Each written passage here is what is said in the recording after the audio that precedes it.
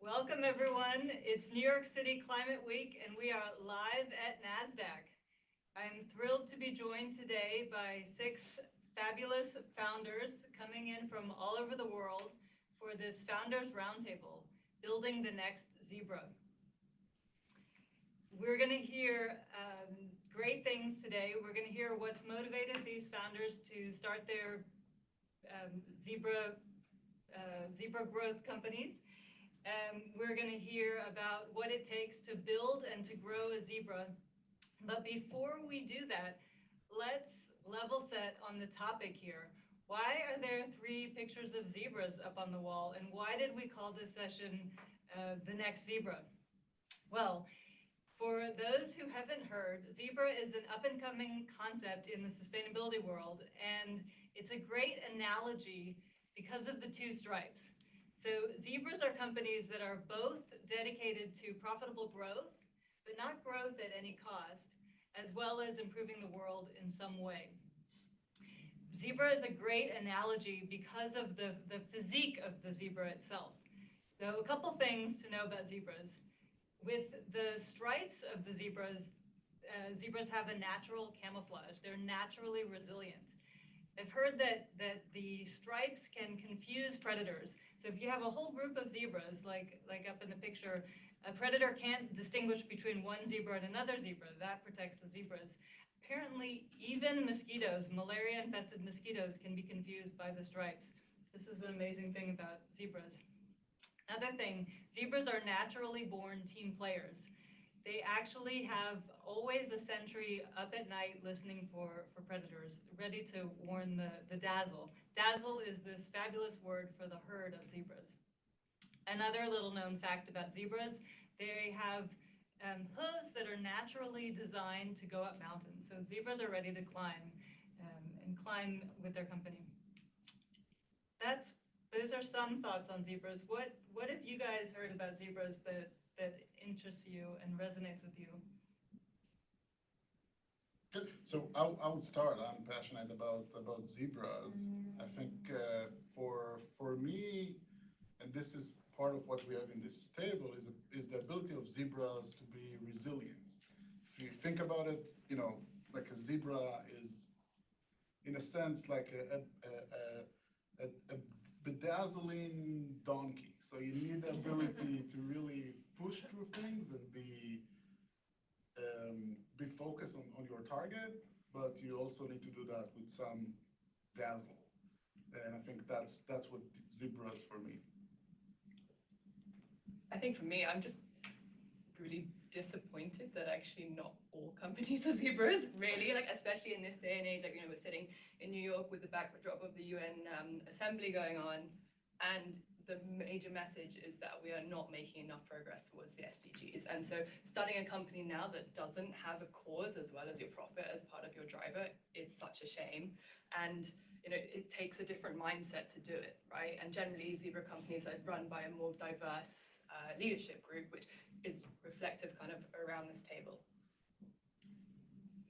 Another important thing to know about zebras is that unlike unicorns, which is where the analogy comes from, zebras are real. Yeah, and that is what I would say. I like the concept because they are real, they're resilient, as you said, and makes a lot of sense. You can see and you can find them. So we're here. We're here to be found. So it's very interesting. From where I come from Brazil, it's kind of weird because zebra is like the one that flopped, the one that didn't work good. That's, I don't know why, but the concept of zebra is something that went wrong. But I'm much more likely to say that are the ones that are real, are resilient, and have purpose. Yeah, and I think the zebras companies, they are black and white.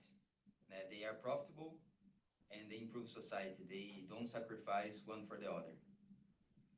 It's the beauty of the stripes, the black and white stripes. Yes. They're two sides to the coin of the zebra. Well, thanks everyone for joining in today. My name is Lisa Newberger Fernandez, and I'm the Global Head of Sustainability and Ecosystems at 374 Water. As I mentioned, I'm joined by 6 fabulous founders, and I'd like to go around the room here and ask each of our founders to share a bit of a story what really motivated you to start your company, and what is compelling? What was the problem that you're trying to solve? And Rodrigo, I'd like to start with you. You started Green Mining. Green Mining is a reverse logistics tech company to keep post-consumer recycling out of landfills. Why did you start this? Well, we usually say that green mining is about doing recycling with dignity. I work in engineering company doing projects on landfills and finishing dam sites. And every single visit to a landfill, you can see people mining over landfill, trying to get some materials so they can sell and get money to feed themselves and feed their family. And it didn't make sense because all those materials were going to a huge chain of junkyards, dealers, till it gets to a recycling facility to become a bottle from a CPG company that will be very proud to say, look how nice my bottle is, made of recyclable content, and good for the planet. And I said, no, there are kids getting those materials. There are people mining with no dignity, with no labor compliance.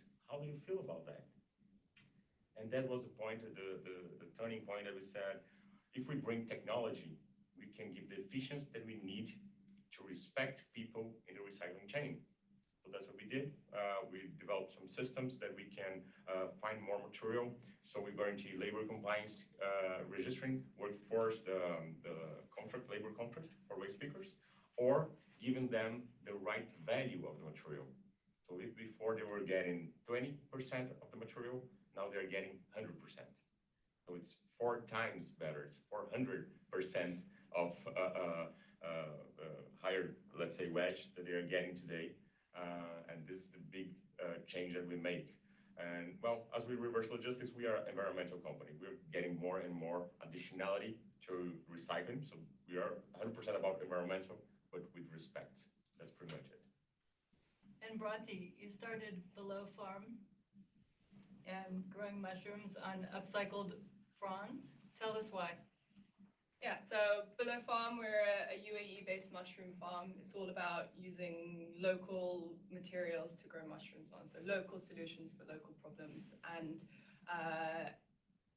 I was working sort of pre-startup days in a big corporate environment, designing cleaning products, and I got sent a big box of cleaning products to use, and they were full of chemicals that I didn't want to use in my house, and full of plastics that weren't recyclable, and made in Germany and shipped halfway across the world for me to use. And it sort of struck me like there's got to be a better way to do this, and maybe I can do something in this.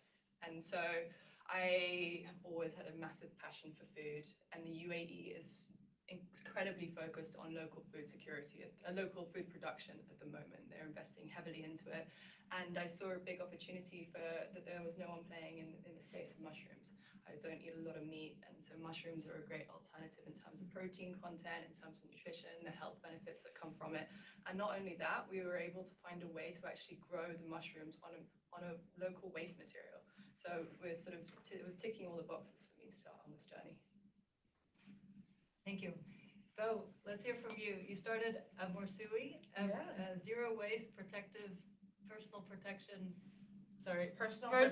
equipment brand. Yeah, for scientists and healthcare professionals. Why did you start that? Yeah, so my background, I am a PhD material scientist by training, and I saw just a huge gap in protective wear industry around products that are not only safe, but then also sustainable, that actually prioritize the health of human and the planet first instead of the bottom line.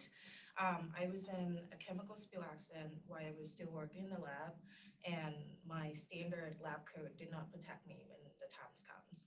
So when I look into the market, most of the key players who are the supplier are the one who selling the cheapest thing at the lowest quality, as many items as they can. There's no human connections to, making sure, the quality is up to standard to protect people. There's no standard in terms of what do we do with the waste, which is most of PPE made of plastic. Where did it go at the end of life? And then also the connections of people who wear the PPE. It's about, my boss tell me to wear, the relationship with the protection is not that. That's something that they want to put on to feel comfortable and be able to do their best at work. So just kind of taking all those kind of like concept, we're building protective wear brand and basically a resource for someone that could trust on protection that would keep them safe for, their health and then also the health of the planet. Amazing. Thank you. And Eloa, with Beyond Aero, you're building hydrogen electric 6-seater business aircraft. Why? Tell us why. It's a long story, but I'm an aerospace engineer for start, passionate about aviation and wanted to be an astronaut and more. And I've met my co-founder a few years ago now, and one of them was working on electric engine. And he was explaining us how we are almost at the end of the certification of the engine part. And so by working on a different hydrogen rocket and different things, we realized that today the technology exists, like the subsystem exists already. You can buy the tanks, you can buy the fuel cell, the motor, but no one is building the whole aircraft of assembling everything together. So that's why we said, okay, we can dare and try to build one. So right now we have built a 2-seater prototype, and the idea later would be to certify a 6-seater. But yeah, step by step. Amazing. I look forward to flying in there one day. Me too. Thank you. And Kobe, with 374 Water, a sustainable waste management company that is super positive, tell us, why did you start this company?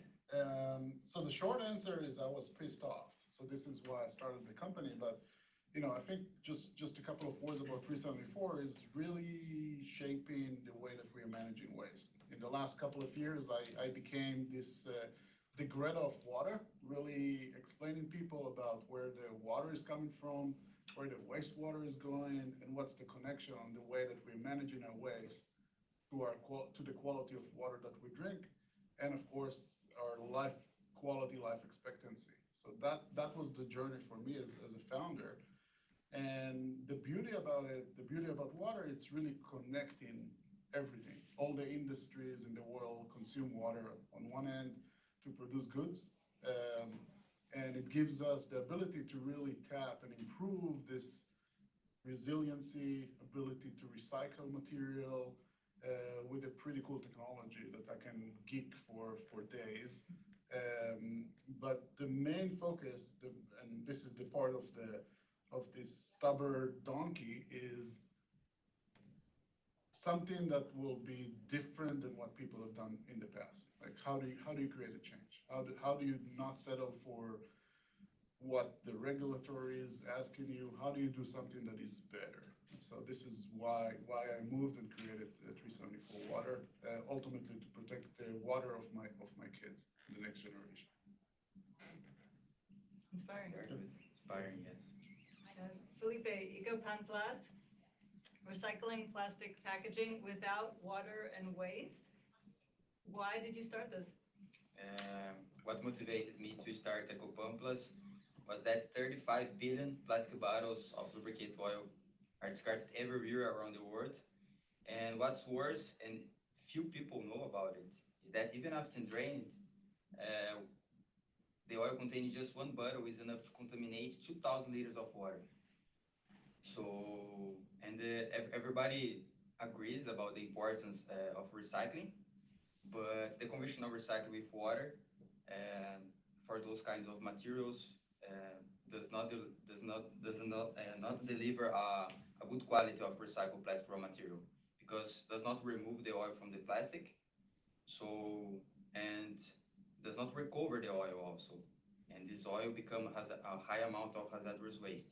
So we saw the opportunity to develop in this new technology, disruptive technology composed by equipment process with a granted patent that performs this process without use water, without generating waste, and recover the residual oil, eliminating the environmental risk, and produces a recycled plastic raw material with such good quality that it can be used 100% to manufacture the same packaging again. So this is a bottle-to-bottle recycling, and with cost reduction, creating a true circular economy.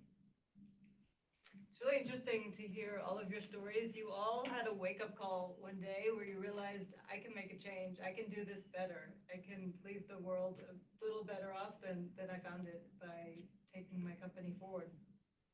Let's talk about these Zebra companies, and let's talk about your advice, some of the things that you've learned as you've started to build up these companies.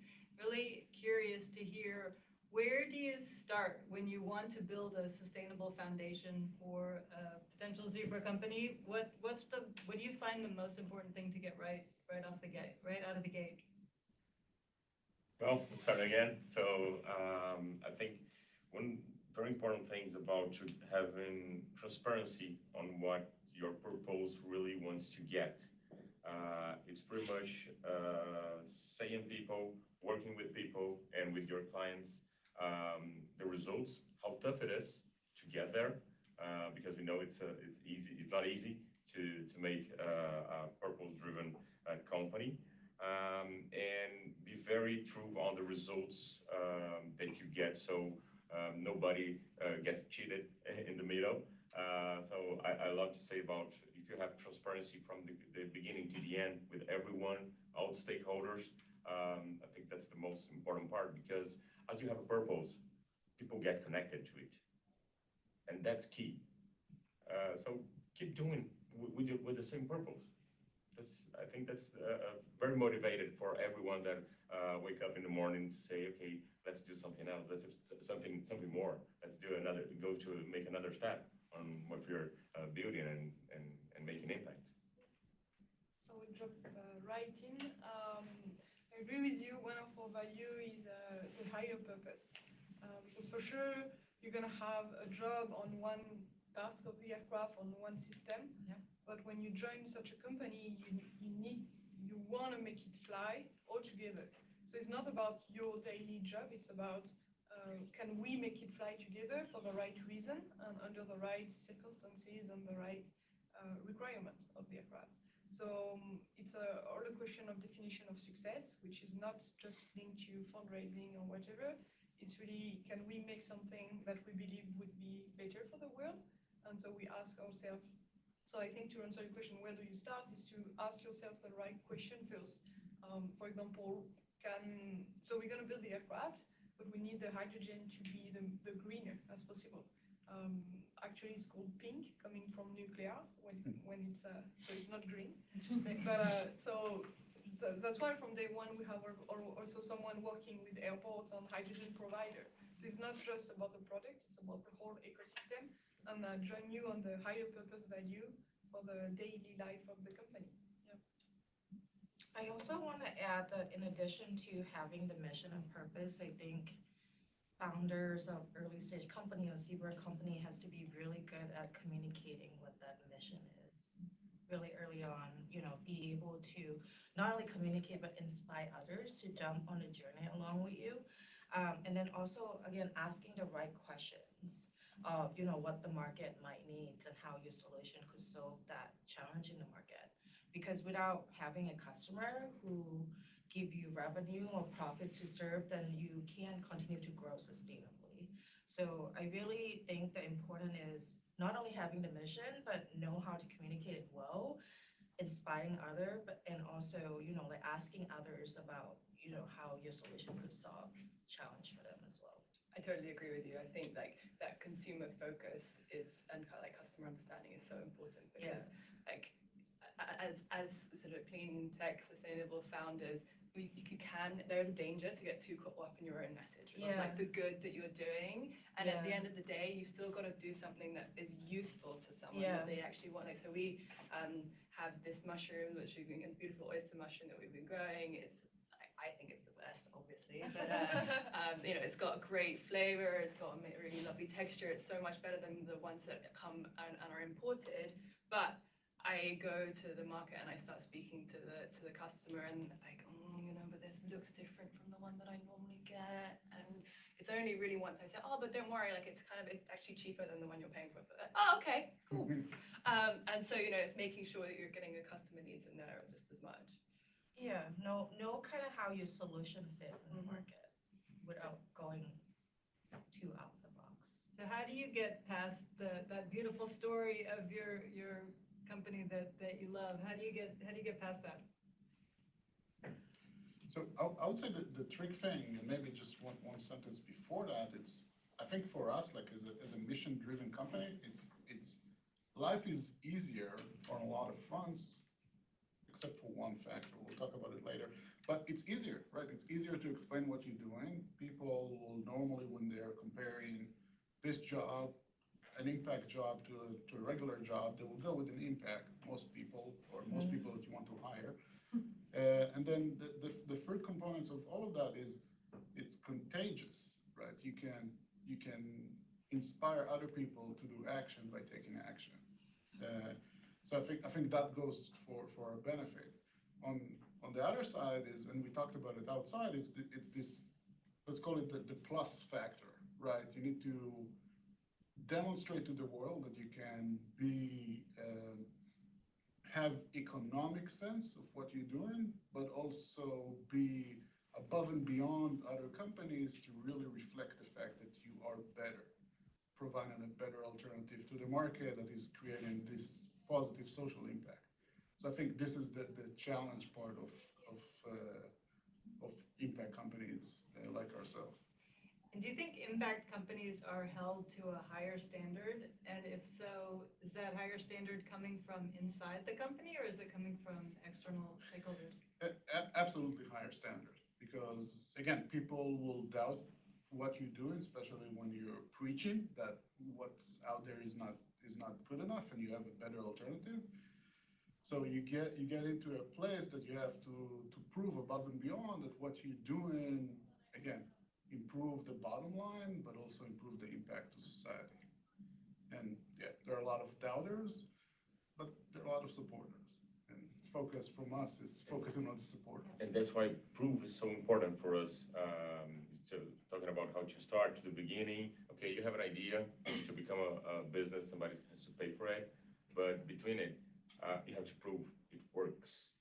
So that's why it's so important to work with partnerships to make proof of concepts, or to be hired for one operation, one program maybe that can try it. And then you prove, you make the results, you show the results, and then you can say, okay, I have all the numbers here, so to prove that my technology, my mindset, my way of working with purpose works and can be scaled. That's another point further on. Yeah, I think the point about scale, that's like one thing that is very important, and for companies to kind of keep that DNA. Like I think all of us are still, early stage. 374 have amazing 40 people in our workforce. Once you grow above that, you need a way to keep maintaining that DNA, keep having that zebra way of thinking that can inspire other people that will come. So it's not going to be just conversation with the founders about why it's important. It's conversation with everybody else in the company that will reflect the same message. So I think that's like a challenge about scaling companies. But that's, I guess, why it's sort of, you're saying at the beginning, like having that transparency on your purpose and that clarity on your purpose from the beginning is so important, right? Because like those, what are those impacts that you're looking to drive, and how are you designing those, communicating them not only externally but internally is critical. Talked about building teams and the importance of communicating and inspiring people to join your teams. What do you look for in your next hire? Yeah, I think because we such a purpose-driven and mission-driven companies, and we already working on the new thing, and have to also see 10, 100 years in advance.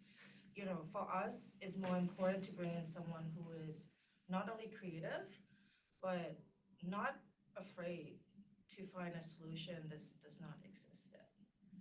it's really hard to find someone like that because sometimes when you hire, you want to hire for the job, people who know what they're doing, have been in the industry and have the experience for a while. But sometimes a person who just doesn't know how to do this thing could come up with a better solution than other people.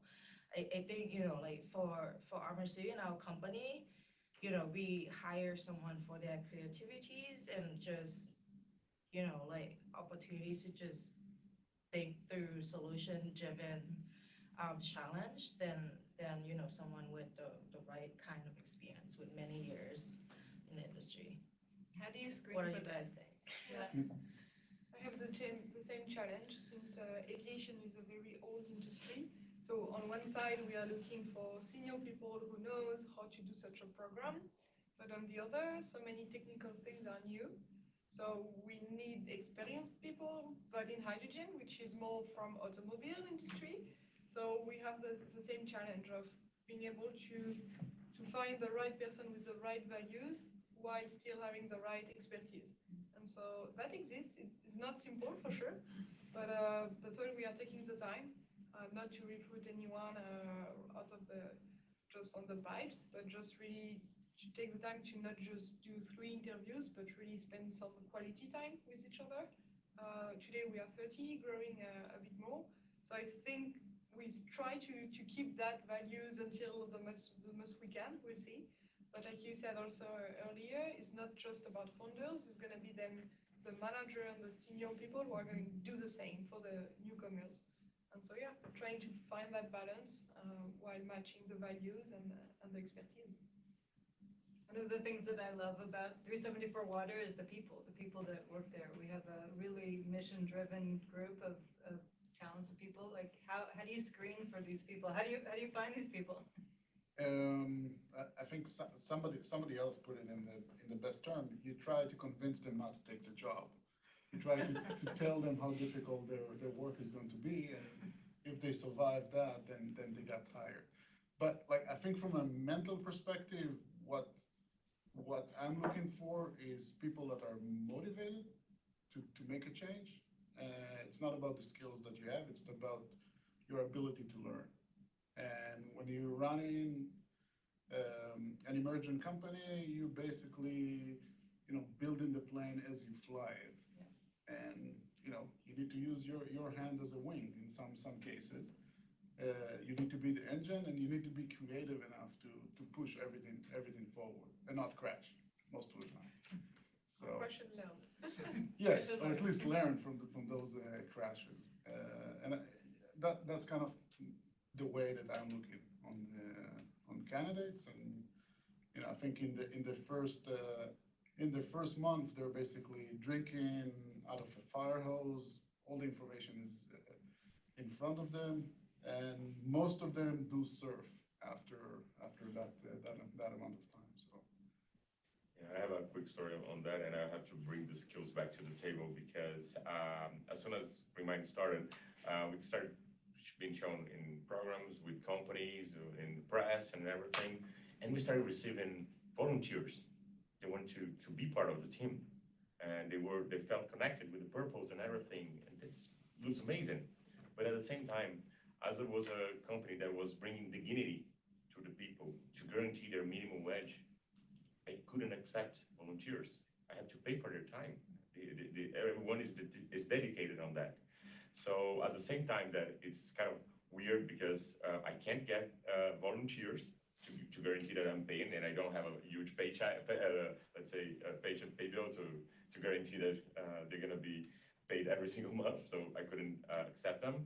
At the same time, people without the skills that were much more for the glamour of being in a purpose company. So we have to be very careful on that. That's why guarantee the little bit of skills, the need skills that we need is so important.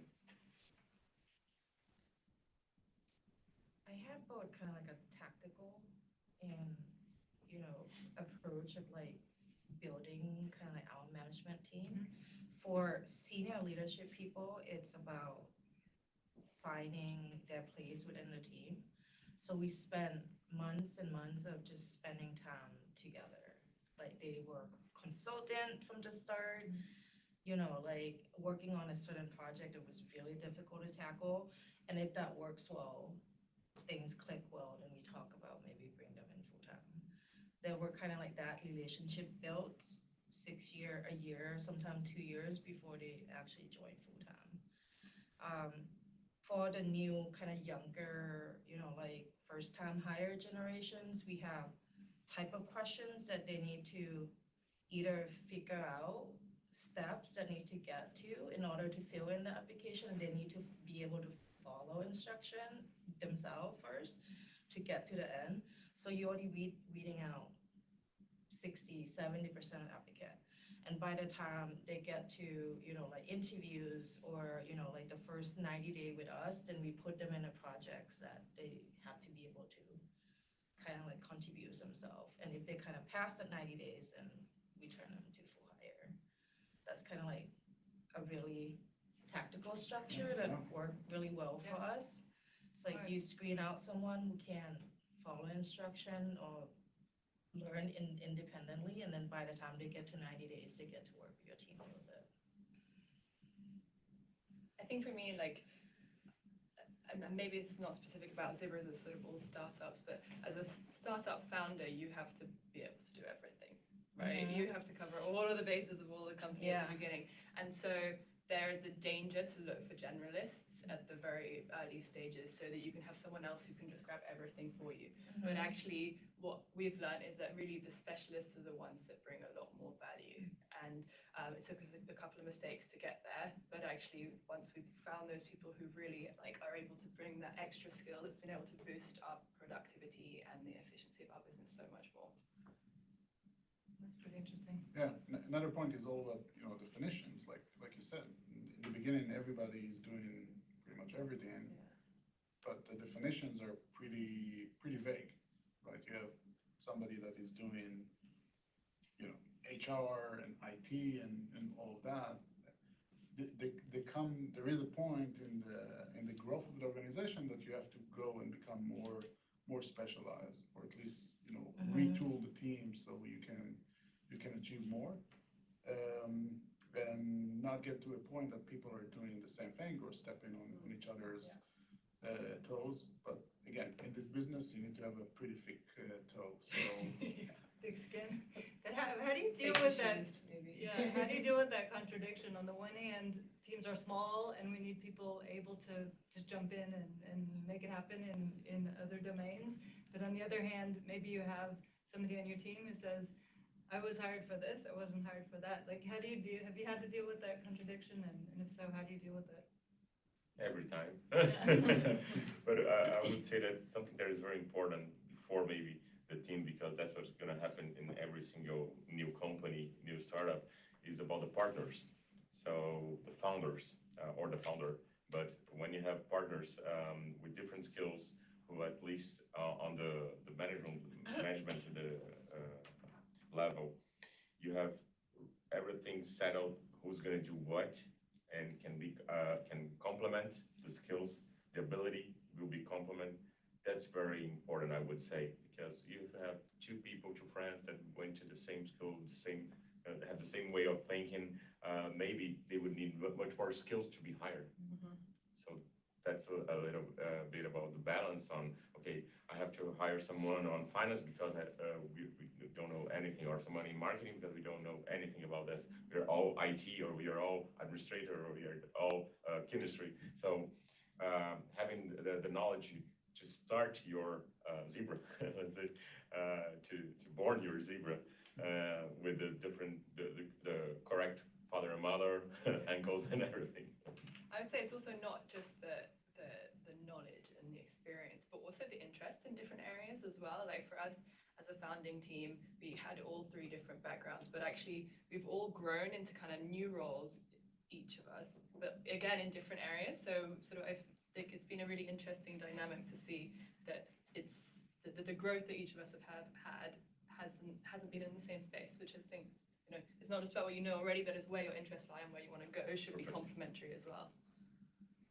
For those of us dialing in on the phone, you can ask questions and I will pose them to the speakers if you click on the QA button. just putting it out there. If you have a question, a burning question that you want to throw into the hopper, please let us know.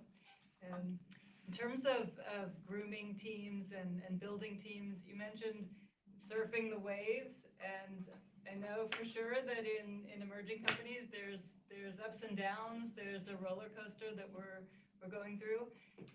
So how do you prepare your team to get through those tough times, you know, the downs and the roller coaster? I think the value and the purpose needs to be very strong. So, like Zebra companies, we must have social environmental standards very, very high, and yeah, we need to like a Zebra to be persistent. So, and it's not easy to get this balance, but we need to adapt the business model and to reach our results, our goals. So, but the purpose it's very important to get strong. That helps, it reminds people why we're here, what we're doing is very important. So, anybody else? How do you prepare a team or get the team through a tough time? I think, you know, everyone hates surprises, right? Who likes change? If there's something, you know, something doesn't work, or, you know, the clients drop off, or there's just potential bad news coming, I think it's important to communicate to your team as transparent as possible and kind of tell them how to understand what is the implications of what could happen. And you would be surprised the more you, or myself, when I communicate clearly to my team and share it with them, they actually try to come up with a solution and help you instead of, you know, just I'm done, you know. So I think, you know, as founder who are resilient has to be really good at kind of building transparency with the team. But then also I want to share that it's also important to really celebrate the win, right? So the win feels important. You know, every time you hit even the smallest milestone, you're doing it together. Because people doing especially early stage startup, they don't do it for the money. You know, there's something in it, like the power of the team to move together in the different directions and the fun and the joy of accomplishing something that haven't been done before. I think it's really important to celebrate the win. Yeah. Enjoying the ups for sure. And because sometimes they just go and we are like, okay, done, let's go to the next one. But actually, no, let's pause on that moment to be able to enjoy what happened all together as a team. That helps also for when the downs are here. And I join you on the transparency of, okay, this is happening, but this is plan A, plan B to solve it. And then we open to what do you think for plan C, plan D, and let's... What are all the other options? Yep. So transparency and team building as much as we can. And how do you celebrate the wins? Team, spend time together with the team. Could be simple as just a restaurant or sport activity, or just acknowledge the people. When sometimes it's a specific team, publicly say thank you for that, and that, precise on a few things. So yeah.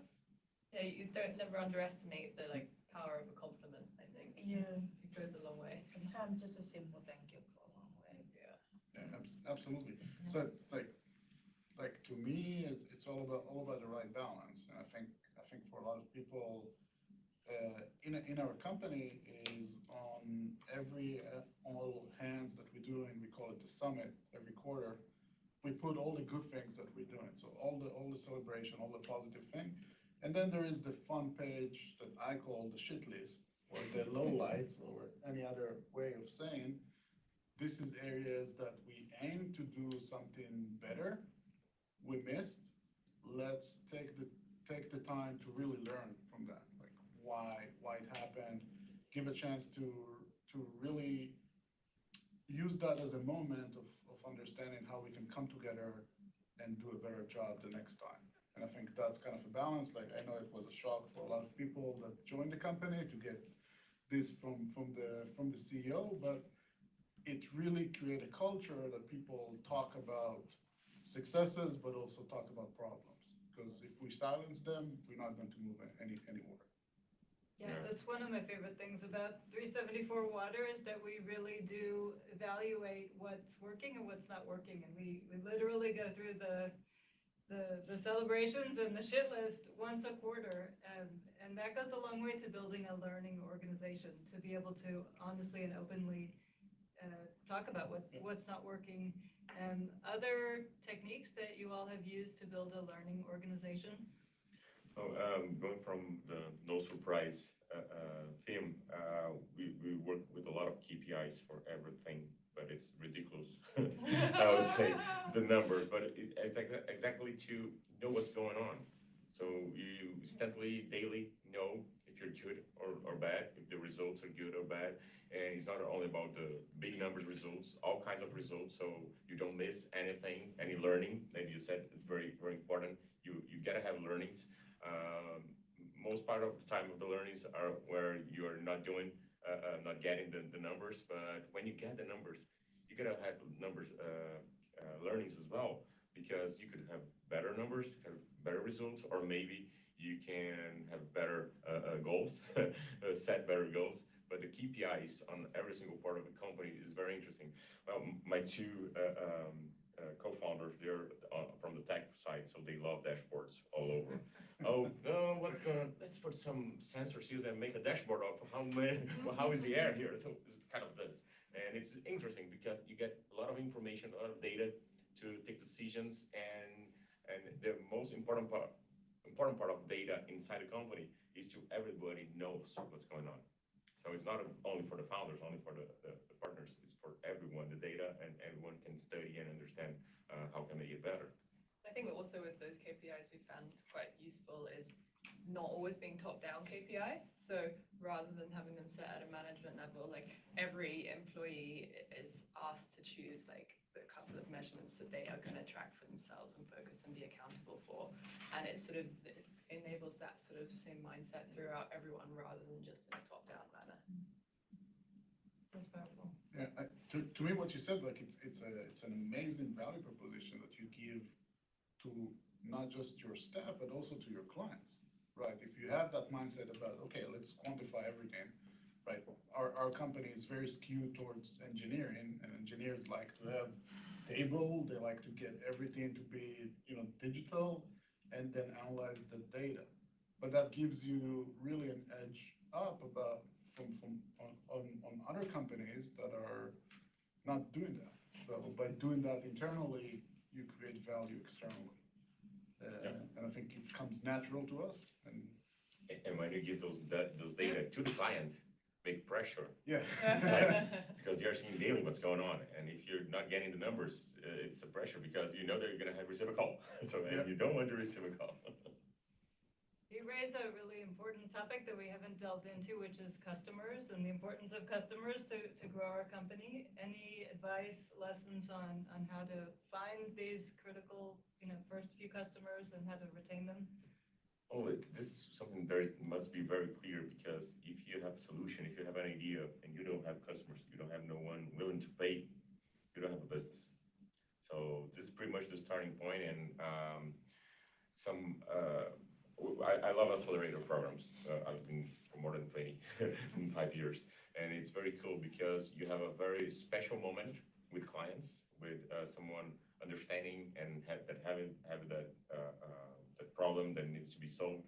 And you try out, sometimes you can make a POC, proof of concept, so you can show if it works, if the results and everything.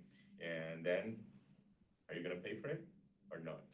So you don't have paying customers, you don't have the business. So that's very key to understand how you're gonna get a revenue from that, that you can grow at least, I would say much more than unicorns that sell dreams, not only dreams, but sell much dreams. But zebras are real. They have to sustain many, many years. I think talking and identifying your core customer is important, but you also have to do it in two approach.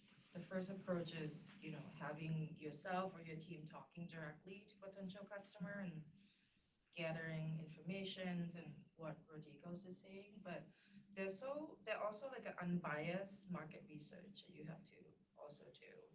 Because sometimes when you're talking to someone, they say, oh yeah, I'll buy it, or maybe they actually purchase it, but they don't actually go through with it, or the problem is actually not the problem, it's completely opposite. So you also need, unbiased kind of market research data to kind of back some of those answer. And we do both at Armacy, like, for example, someone might say, well, cost is not as important. I think, we want to reduce our carbon footprint with your product, so let's try to work something out. But when you go to unbiased market research, 90% or 80% of the people who buying say the cost is number one concern, for example, so you kind of have to manage that out. Are there insights on customer acquisition? Well, for us, it's different since the product won't exist before a few years. So we have a different approach. Well, kind of the same, it's just long timeline. So first you do hypothesis of 100 different type of what the clients would want, and then you confront them to the market. But today's client is not tomorrow clients, so it's going to be their children most of the time.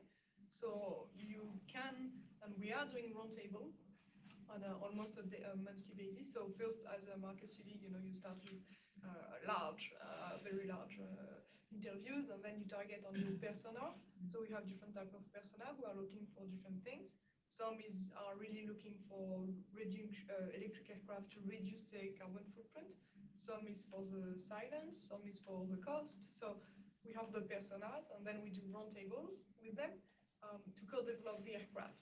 And that's really going to be the key, is to stay during all of these years of development, to stay close to the clients on the roundtable. But not only clients, it's going to be also pilots, it's going to be airports, it's going to be stakeholder in general. And so yeah, that's what we have been doing as a founder at the beginning of the company, not just as engineer wanted to create an electric aircraft, but really to find the right market fit, and that's why we are building a 6-seater first, and not something else. Yeah. Okay. I want to take it back to, again, what's the value proposition that you have for a customer, right? In an ideal world, you're doing something that is lower cost, faster, and better for the planet, better for the company. I think all of us are here, obviously have a better product for the planet. I think for a lot of companies is how do you articulate the cost aspect?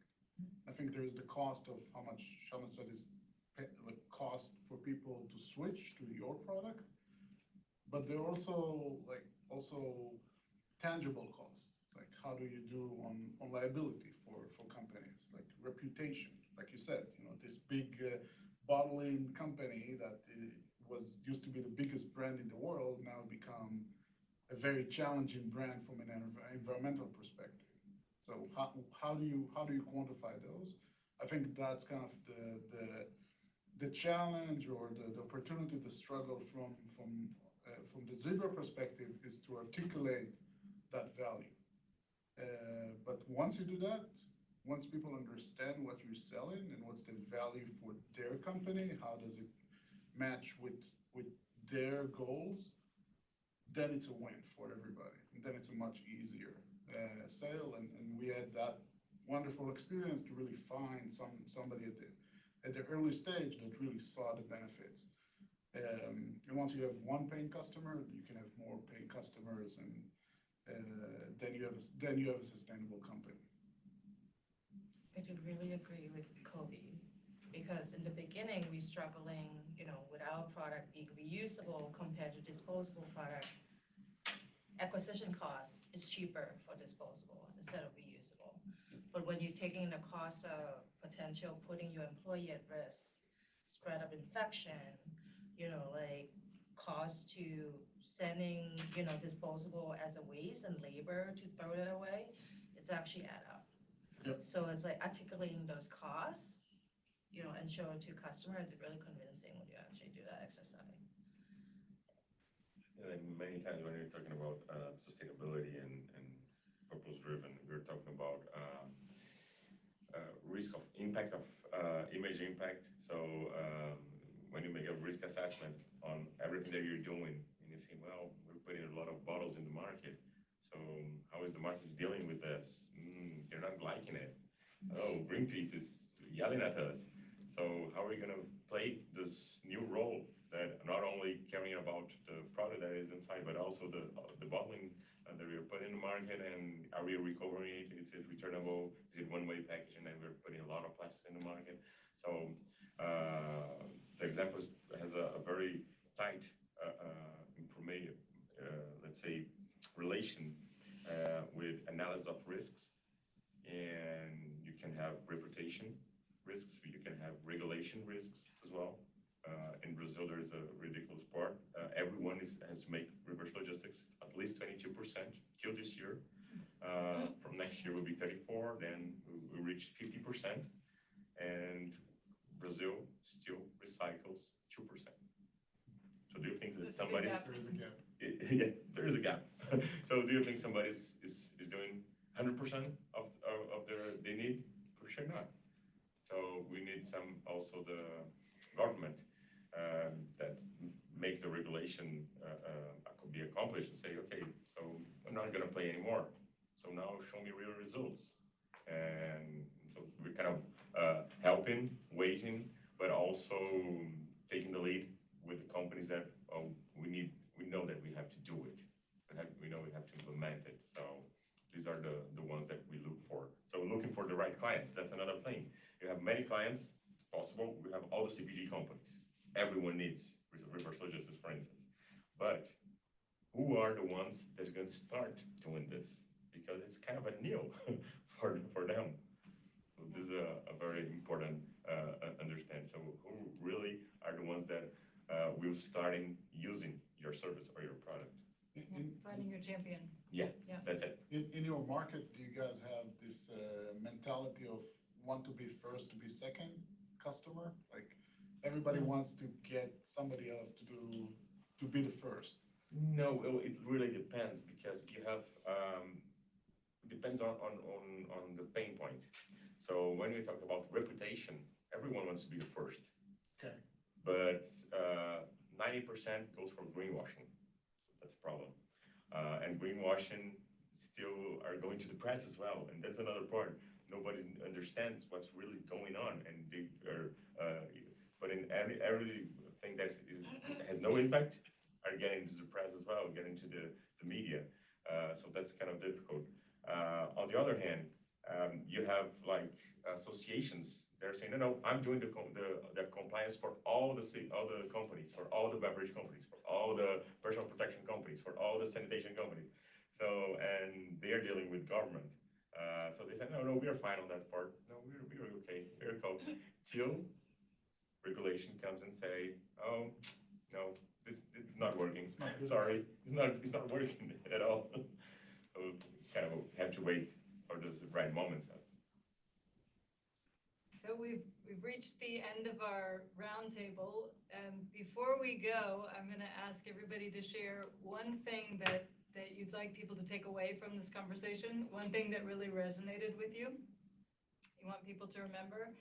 And one thing that resonated with me from listening to all of you is about the connection to purpose, and how the connection to purpose is so fundamental to recruiting teams, to keeping teams engaged as we go on the journey, to connecting with customers, suppliers, and across our ecosystem. So keeping the purpose right at the center of the zebra. And let's go around the table. Okay, I would say that the world needs zebras. That's clear for sure. Bet on us, try us, give us as examples, and because you need to be more invested. That's the point.